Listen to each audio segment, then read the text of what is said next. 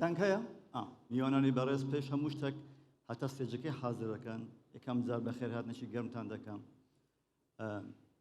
کاک فەرهەنگ جەنابەت و تیمەکەت پێویستە کە من بە ناوی فەرمانگەی تەکنۆلۆژیای زانیاری و بە ناوی حکوومەتی یاریمی کوردستان سوپاسێکی تایبەت بکەم بۆ ئەوەی کە ماندوونە ناسانە هەوڵت داوە هەموو ساڵێ هەولێرت کردوتە تێک هەڵ. Thank you so much for that. Distinguished guests, innovators, friends of HITEX, good afternoon. I'll try to have this presentation, this keynote in English so that the wider audience can understand it. So my presentation is not on?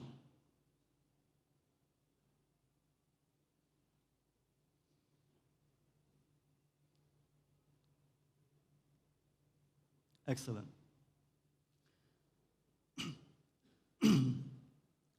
Please allow me to, first of all, I'll try to make it very interactive and not boring. Stop me whenever you want, please. I wanted the setting to be like this because I really hate to stand behind the podium. First of all, it forced me to read something, and I don't want to do that. I want to improvise. So let me start, allow me to start by sharing 4 principles that myself and my team at DIT use to evaluate technologies in general, especially AI applications, when it comes to bringing it and turn it into public good.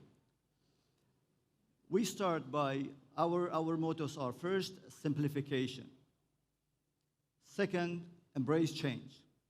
Second, filter things out, separate the signal from noise. And 4 is staying pragmatic, stay techno-realist. So and that will be guiding my keynote throughout today's presentation. One of my favorite quotes in technology is one from Martin H. Fisher, who famously said that while knowledge is the process of piling up facts, the wisdom lies in their simplification. And what does that mean? One of the main reasons that someone like Steve Jobs is so legendary, is so visionary, is because he knew how to simplify technology. What I have in my hand right now, what you operate, when you operate the phone with a single hand, you tap on it, you turn it on, you turn it off, you communicate, you make phone calls. The technology inside of that device, simplified for you, is probably 1,000 times, if not more, complicated than the technology used in Apollo 11, the moon landing spaceship. So simplification of science is important because that's what technology is about. The second principle for us is embracing change. 500 BC, the ancient Greek philosopher Heraclitus said, or implied, he said, the only constant in life is change. He famously said that you cannot step into the same river twice because the river flows. It's not the same river for the second time.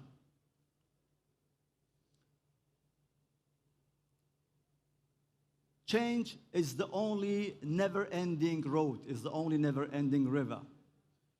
Everything alive either adapt to it or fades away. In my view, nations who organize around it, nations who understand it, they prosper. Shiny examples are the UAE and Singapore. As a matter of fact, the reason we exist, the reason Homo sapiens exist, is because organic life decided to adapt to environmental changes. I mean, what is the survival of the fittest, if not adapting to a change? Now, the most important driver of change, I mean, if you leave it to nature, it took nature, I don't know, millions of years to create life. It took a lot of time. But technology is the main driver of change. And what is technology? Technology is basically science-made executable. It is moving from university insight, and we have Professor Randall here, I think. It's moving from university insight into industrial impact. It is moving from proofs to platforms, from prototypes to products. That is what science is about. That's what technology is about. Now, if we study how we have impacted, how technology has impacted our lives, you will realize that it has not been a linear progress. And that's why it's important to understand this concept. So it took us a millennia to reach a point where we as cavemen stood by firelight and told stories. Invention of language and storytelling, by the way, is the first information technology device. Yes, it was lousy. It created a lot of even fake ideologies, but it was our first information device. From millennia to speaking, only centuries to get to the printing press, hence better literacy. It took us only 1 century to get to telegraph. It took us a few decades to get to public internet, and only years to the era of mobile phones, social media, cloud, and so on. And now we are at the era of AI. So I should have shown this presentation earlier while I was talking, but it's very interesting to see the impact of changes. First of all, the intervals shrink, and the impact on the global GDP is kind of exponential. I'm going to share something at the end. You can download it. So it has all this information in it, by the way. So while we were talking about 1 million computers, mainframe computers worldwide, like it's exaggerated number, but still, let's say 1 million. Like we are anticipating that by 2030, we will have tens of billions of connected devices in the age of AI. Now, AI itself is the history's sharpest pen. What took internet 23 years, I hope I'm not boring, is it okay? Excellent. So it took internet 23 years to get to 90% of world's population. How much did it take for AI to reach there? 3 years. Something like ChatGPT, it did only 3 years. From 2020 to 2024, the number of large language models increased by 167%. Why is that significant? Because we are talking about a really large language model. Why is it important? Because large language models require significant amount of data, unbelievably huge amount of data, and unbelievably huge amount of power. And that's calculated actually in flops, meaning floating point operations. It's one arithmetic operation. So it requires 10 larger, 10 to the, it's a 10 with 23 zeros operations to get to these large language models, for those who are interested in AI. Now, another interesting fact is that it took Netflix 10 years to get to 100 million users. It took ChatGPT less than 3 months.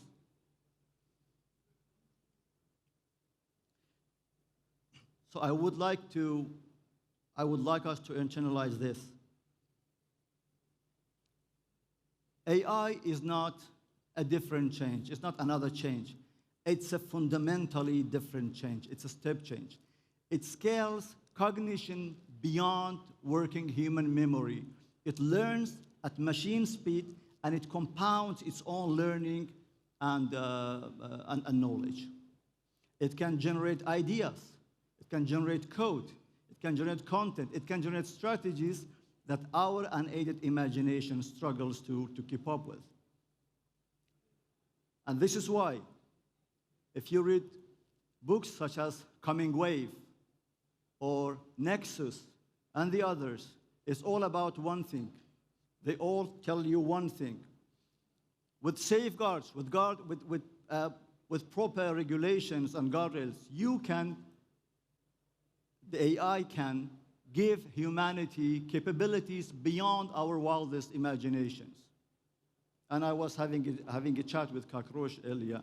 I spoke about just how many chemical composition it can predict. Things that would require humans 1,000 years, it can give you in minutes. But without safeguard, without regulations, it can destabilize the systems that we rely on for our lives.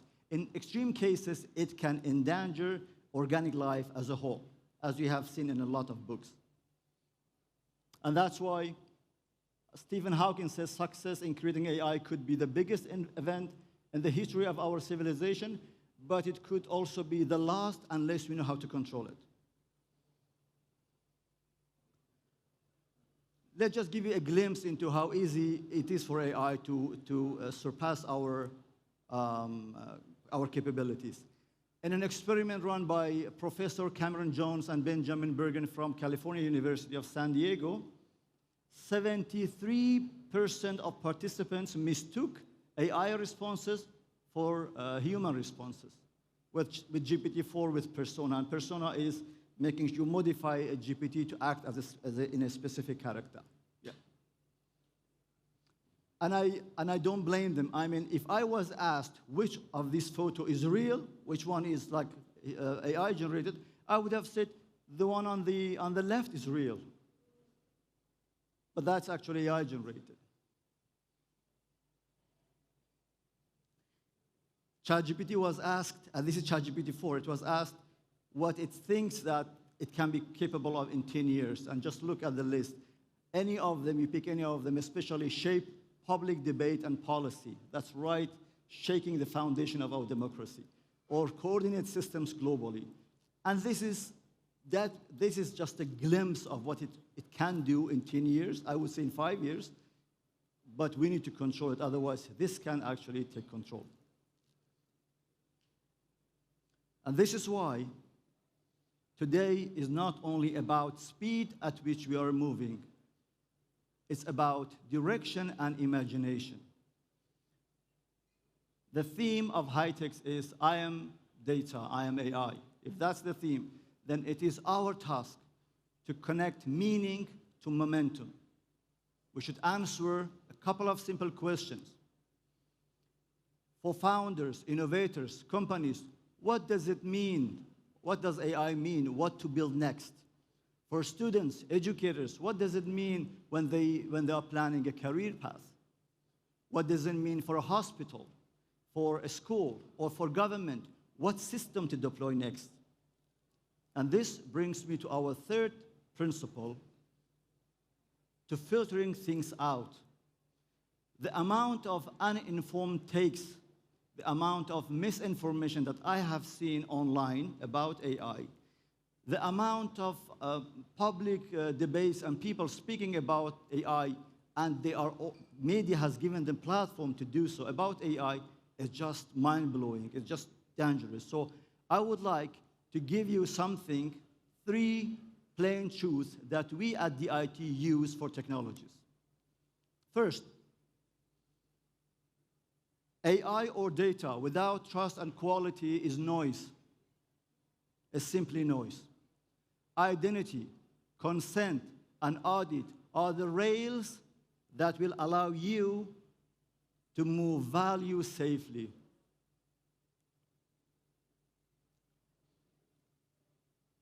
Any real utilization of AI starts with a very sound strategy, a data strategy for data acquisition, data governance, and data access.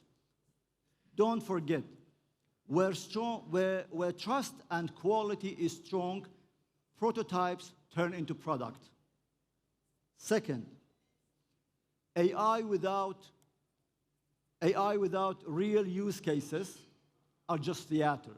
So if it doesn't reduce fraud, if it doesn't cut costs, if it doesn't increase your revenue, if it doesn't help you with your strategies, then it's of no use. That AI application is basically a demo in search of a purpose.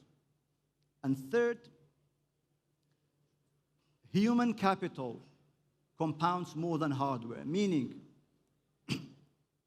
while GPU matter, we all talk about AI, we talk about hardware, what we need and so on.